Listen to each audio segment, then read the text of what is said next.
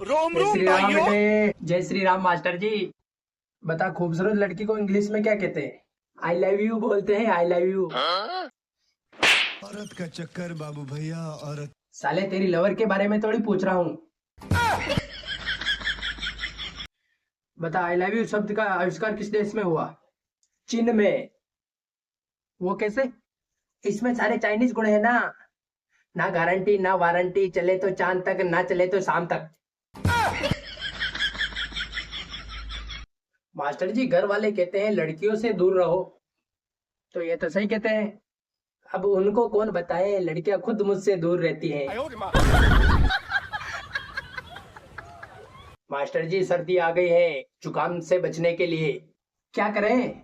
या तो रोज भाप लो, या ठेके पे जाके हाप लो। उड़ गई सर्दी।